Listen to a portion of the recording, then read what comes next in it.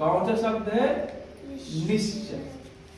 अब जैसे यहाँ पे आप लोग ये देख रहे होंगे कि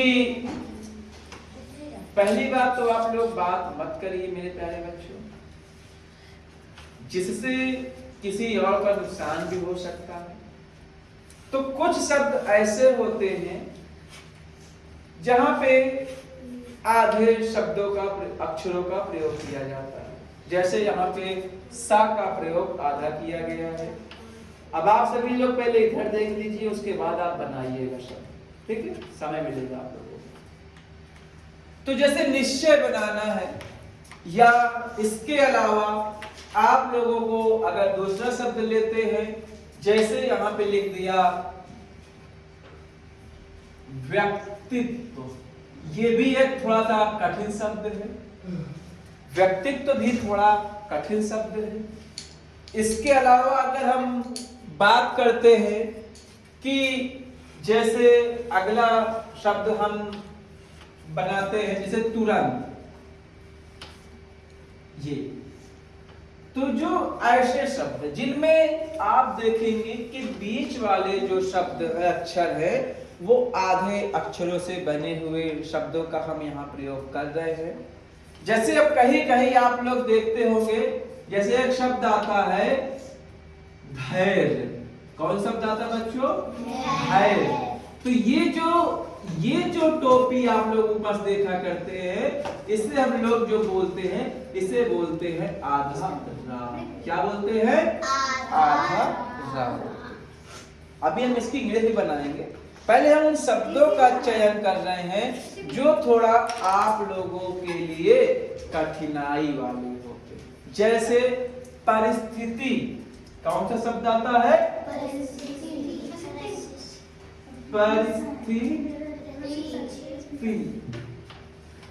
जनक।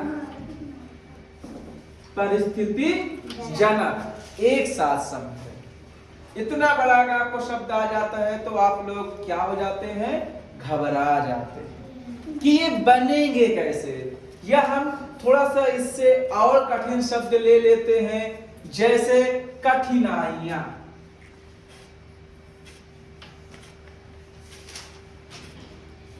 कठिनाइयां मतलब कठिन चीजों को कठिनाइयां बोलते हैं, ठीक है? अब इसके बाद एक शब्द हम और लेते हैं, कोई एक शब्द जो बहुत ही ज्यादा आप लोग हरदम प्रयोग करते हैं और हमेशा प्रयोग करते रहते हैं, जैसे सामंजस्य।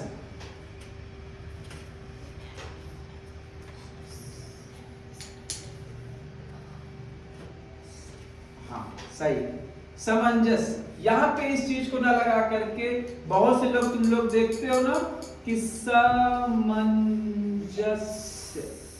ऐसे लिखा है। तो कुछ जगह आप लोग ऐसे शब्दों का प्रयोग भी देखते हैं, ऐसे बिंदी का जहां प्रयोग देख लेते हैं। ये जो बिंदी लगी होती है, आप कहीं पे अगर देखते हैं तो इसको बोलते हैं बेटा आधा ना बोलते हैं। क्या बोलते हैं बेटा? आधा ना बोलते हैं। अगर सामंजस्य लिख जाए तो इसका मतलब ये जो बिंदी, जैसे अंश लिखा होता है, आप लोग देखते हैं ना, अंश लिखा है, तो इसका मतलब होता है आधा ना। ठीक है मेरे प्यारे बच्चों? अब आप ये समझ लीजिए कि सबसे पहले आप लोग ये ध्यान रखिएगा कि अगर हम किसी का भी नाम बनाते हैं, ये बहुत इंपॉर्टेंट बात मैं आप लोगों को बता रहा हूं, ये आपको कोई भी टीचर्स नहीं बताएगा। एक बहुत से रियल केस वाले जो टीचर होते हैं वही छोटे बच्चों को ये जानकारी देते हैं। जैसे अगर मान लेते हैं कि जैसे लिखा है मन, लिखा है मन या कमल, ये दो शब्द हम ऐसे लेते हैं जिनमें हमारे पास कोई भी मात्रा का प्रयोग नहीं किया गया है, केवल छोटा आ की मात्रा का प्रयोग किया गया है। बात सही है? इसके अलावा कोई मात्रा प्रयोग तो नहीं किए गए यहाँ? नहीं ना। तो अगर जब आप इंग्लिश बनाते हैं, इंग्लिश के दौरान, तो बहुत से बच्चे ऐसे होते हैं कि एम का मतलब माँ का मतलब यम और ना का मतलब एम, ऐसे होते हैं ना, इसका मतलब निकाल करके और लिख देते हैं एम और एन, ये बन गया हमारा। तो ये गलत होता है। क्या होता है मेरे प्यारे बच्चों?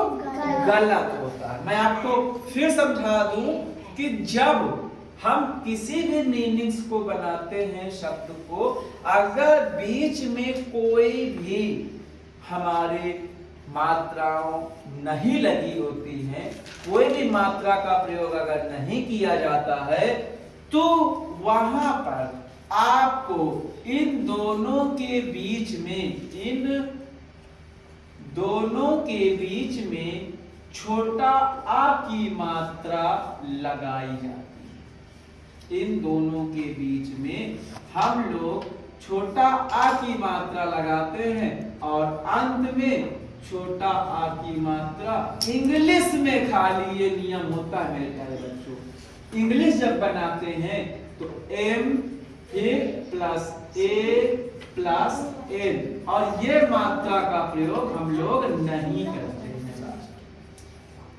या तो इसे एकदम सिंपल आप समझ सकते हैं, सिंपल तरीके से, कि जब दो अक्षर या तीन अक्षर ऐसे लिखे हों कि उनमें मात्राओं का प्रयोग नहीं किया जाता है, तो उनका इंग्लिश बनाते समय बीच में, कहां पे? बीच में ए का प्रयोग किया जाता है और अंत में ए का प्रयोग नहीं किया जाता है। ठीक है मेरे प्यारे बच्चों? और एक बात याद रखिएगा, जैसे यहाँ पे हमने लिखा, अब जैसे यहाँ पे लिखना है हमें कमल, कमल की मीनिंग बनाना है, तो के फिर ए फिर एम फिर ए फिर एम। ठीक है, क्या लिखिए बेटा? कमल। अब बहुत से लोग ये सोचा करते हैं कि कमल तो ये लिखा हुआ है, कमल की मीनिंग आप लोगों ने लिख लिया। अगर कोई कह दे कि बेटा यहाँ पे कमला लिख दो, क्या लिखना है? कमला। किसी का नाम होता है ना, सही बात है ना, कमला होता है ना। तो यहाँ पे क्या करना है? K A M A L A, last में बड़ा आ की मात्रा यहाँ लगी है ना, तो इसलिए हमने ए लगा दिया। अगर कोई भी मात्रा नहीं लगी होती है तो ए का प्रयोग नहीं किया जाता है। ये आप अपने माइंड में अच्छे से बैठा लीजिए। इसके अलावा जैसे ये आपको समझ आ गया मेरे प्यारे बच्चों? ये आपको समझ आ गया है? फिर से एक बार समझ लीजिए कि अगर कहीं पे भी दो अक्षर या तीन अक्षर वाले शब्द आते हैं और उनके बीच में मात्रा का प्रयोग नहीं किया जाता है, तो उस दौरान इंग्लिश बनाते समय बीच में ए लगाया जाता है और अंत में ए कभी भी नहीं लगाया जाता है, जब तक बड़ा आ, बड़ी ई, उ, कोई अदर मात्रा का प्रयोग ना किया जाता। ठीक है मेरे प्यारे बच्चों? अब यहाँ पे हम लोग बात करते हैं इस सब्जेक्ट पे, जो अब हमारा अगला, ये टॉपिक तो आप समझ गए कि जब तक दो मात्राओं के, दो अक्षरों के बीच कोई मात्रा का प्रयोग नहीं किया जाता है। मान लेते चार अक्षर आपका आ जाता है अजगर, क्या आ गया? अजगर, अजगर आ गया। परंतु यहाँ पे भी कोई मात्रा है का? छोटा आ गया, लास्ट में भी कोई मात्रा नहीं है। अजगरो अगर आ जाए यहीं पे, क्या आ जाए? अजगर की जगह में अजगरे, अगर ये आ जाए अजगरे, तो यहाँ पे आर के साथ ई, ए की मात्रा लगाना, ए की। ठीक है, तो यहाँ पे देखो लिखा है ना अ ज ग ज, लिख दिया अजगर। लेकिन यहाँ पे अजगरे लिखा है तो आज गरे, ठीक है। ये देखो लग गई ना ई की मात्रा, लग गई ना, लग गई ना ई की मात्रा। इसीलिए मैं आपको बता चुका था पहले भी कि जब तक यहाँ पे कोई भी मात्रा का प्रयोग, जैसे अजगरो, अजगरे, अजगरा, अजगरी, कोई मात्रा का प्रयोग नहीं किया जाता है, तब तक वहां पे ए लास्ट में नहीं लगाया जाता। ये चीज आपको किसी ने बताया आज तक? नहीं बताया। सिर्फ आपको मीनिंग छपवा देंगे, इसकी मीनिंग ये होती है, इसकी मीनिंग ये होती है, पर बनाते समय ये ध्यान नहीं दिया, ठीक है। ये जो थोड़ा आपकी क्लास भले ही लंबी चलेगी, लेकिन इसको आप समझ लीजिए। इसके बाद अगला जो टॉपिक आ रहा है, जैसा कि मैंने आप लोगों को यहाँ पे शब्द दिए हुए हैं, शब्द दिए हुए हैं। हाँ मेरे से गर्मी लग रही है, आपने पहले नहीं बताया था। आप देखिए यहाँ प्रलय आ जाएगा अभी, 1 2 और ये लीजिए 3.5, ठीक है। तो अब यहाँ पे देखिए, अब यहाँ पे देखिए कि जिन शब्दों के बीच में आधे अक्षर छिपे होते हैं, आधे अक्षर, जैसे यहाँ पे आधा ना छिपा हुआ है, छिपा है ना, यहाँ पे आधा शा छिपा है, यहाँ पे आधा का, आधा वा, या यहाँ पे आधा ना, या यहाँ पे आधा रा, सब जगह कुछ न कुछ आधे आधे अक्षर छिपे हैं ना। तो इनको अगर इंग्लिश में हम बनाते हैं, इनका अगर हम इंग्लिश रूपांतरण करते हैं, तो जैसे अगर बीच में हमने बोला था ना कि जैसे मन लिखना था, तो मन में हमने MAN लगाया था ना। लेकिन यहाँ पे अगर कोई भी अक्षर बीच में आता है, आधा अक्षर, तो जैसे इसको हमें बनाना है, अंश बनाना है। क्या बनाना है मेरे प्यारे बच्चों? अंश, ठीक है। तो अंश बनाना है, तो अंश की मीनिंग क्या होगी? A, फिर N, फिर S, फिर H, ठीक है। यहाँ पे तो आपने ए नहीं लगाया ना बीच में, और देखो यहाँ पे ए लगा है क्या? ए लगा है क्या? क्यों नहीं लगा? क्योंकि वह आधा अक्षर है।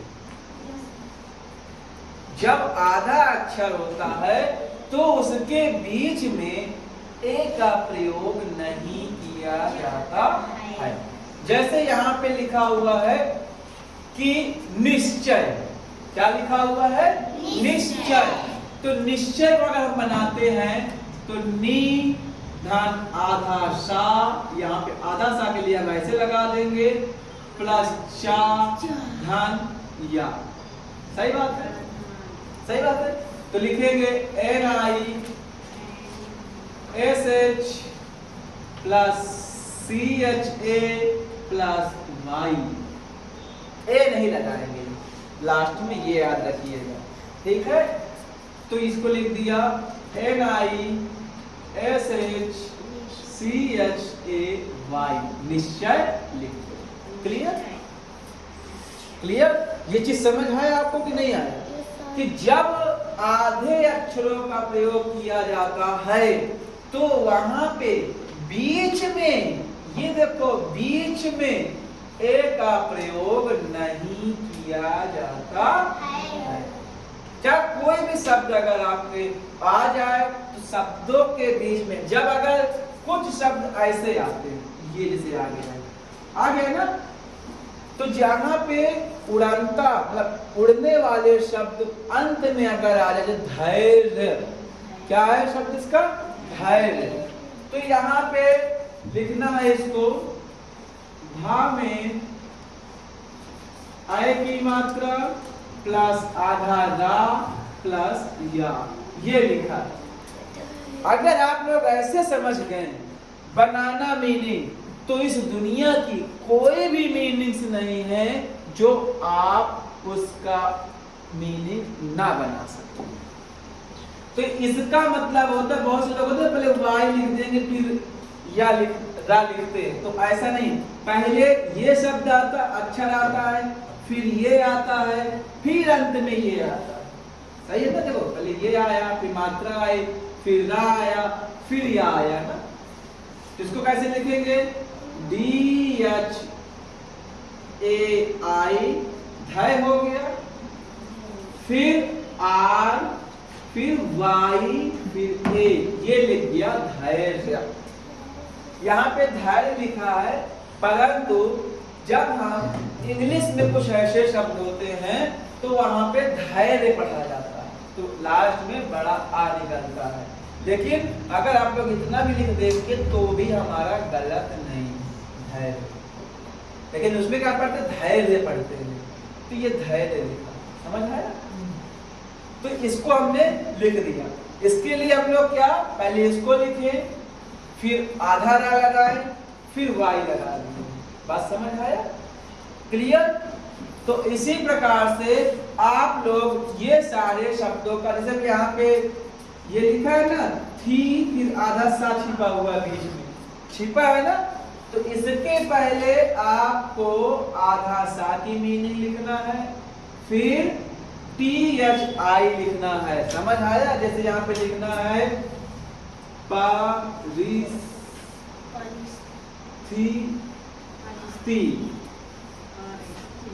ठीक है, ये लिख दिया परिस्थिति। कैसे बना? मैंने आपको पहले बताया है कि पहले ये, फिर ये, फिर ये, फिर ये, फिर टी आई, फिर जनक भी लिखा है एक साथ। क्या लिखा है? जनक। ये लिख गया परिस्थिति जनक। शायद यही सबसे कठिन शब्द आपके लिए रहा होगा। देखने में लगता है परंतु ये है नहीं। बात समझ आया? देखने में लगता है परंतु ये है नहीं। असली आनंद तो ये है, ये आपका कठिन शब्द। क्या लिखना है? व्यक्तित्व। क्या लिखना है मेरे प्यारे बच्चों? व्यक्तित्व। क्या लिखा है? व्यक्तित्व। तो व्यक्तित्व को हम लोग क्या लिखेंगे? पहले वा, वा का मतलब आधा, फिर इसमें या, बड़ा या लिखा है, फिर आधा का लिखा है, फिर छोटी ती लिखा है, फिर आधा ता लिखा है, फिर वा लिखा है आधा। है ना थोड़ा सा कठिन? तो इसको हम लोग जहां पे, एक बात आप याद रखिएगा कि बहुत से लोग कंफ्यूज होते हैं। ए निष्ठा, यहां सोने आई हो बेटा। तो बहुत से लोग कंफ्यूज होते हैं कि वी से वा लिखना है कि डब्ल्यू से वा लिखना है। बात समझ आया? कि वी से वा लिखना है कि डब्ल्यू से वा लिखना है। ये चीज आप समझ लीजिए कि वी से वा और डब्ल्यू से भी वा होगा। सही बात है?